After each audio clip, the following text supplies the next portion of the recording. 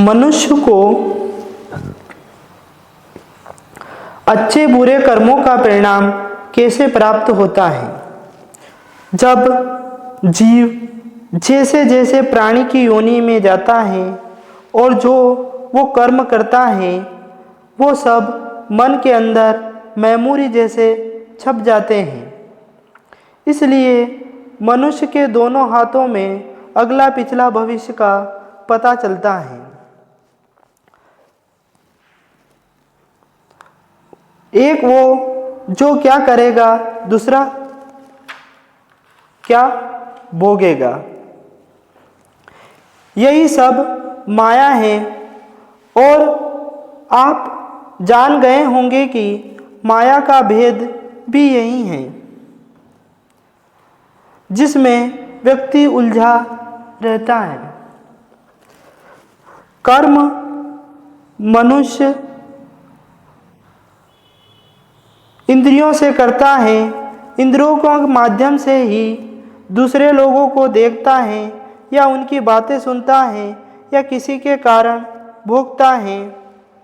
इन्हीं सब कारणों से उनके अंदर अहंकार, क्रोध, मोह, लोभ व काम उत्पन्न होते हैं। अहंकार जब मनुष्य जदो संपन्न होता है तो या दूसरों के कारण या दूसरी की गरीबी या अपने की तुलना दूसरों से करता है,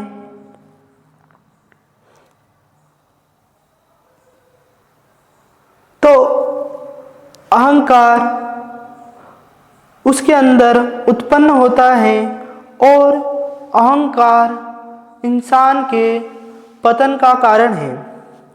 इन्हीं कारणों से मनुष्य खुद ही कष्ट भोगता है।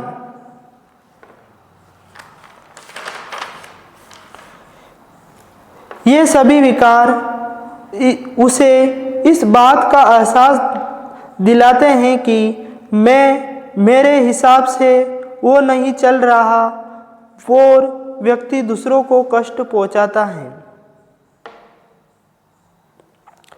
मोह में पड़ा व्यक्ति किसी की बात नहीं सुनता, बस अपना बोलबाला ही चाहता है। उसे इस बात का आभास नहीं होता कि ये मेरे साथ भी होगा। इन्हीं कारणों से व्यक्ति यही उलझा करता है और परमात्मा को प्राप्त नहीं कर पाता और 84 लाख योनियों में भटकता रहता है। देखे कोई भी जीव अहिंसा से अपने आप को वंचित नहीं कर सकता, क्योंकि प्रकृति का ऐसा नियम है कि हर एक व्यक्ति को संघर्ष करना पड़ता है। क्योंकि धरती पर सूक्ष्म जीव होते हैं जिनसे मनुष्य घिरा हुआ है। इतनी सी जगह में भी सूक्ष्म जीव है, तो आप कैसे बचा सकते हो अपने आप को? इस कारण से उसे संघर्ष तो करना ही है, या बाहर से जड़ी बूटी जैसी दवाई भी ले सकता है, वो भी सूक्ष्म जीवों को खत्म करेगी। वो जब वही आपको, तब आप ठीक होंगे। जो उपाय है वो तो आपको करना ही है। मनुष्य समय के अंदर रहते हुए भी परमात्मा को प्राप्त कर सकता है। उसके लिए उसे पृथ्वी के रूप